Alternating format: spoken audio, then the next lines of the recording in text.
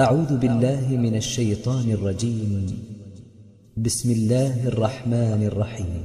والفجر وليال عشر والشفع والوتر والليل إذا يسر هل في ذلك قسم لذي حجر ألم تر كيف فعل ربك بعاد إرم ذات العماد التي لم يخلق مثلها في البلاد وثمود الذين جابوا الصخر بالواد وفرعون ذي الأوتاد الذين طغوا في البلاد فأكثروا فيها الفساد فصب عليهم ربك سوط عذاب إن ربك لبالمرصاد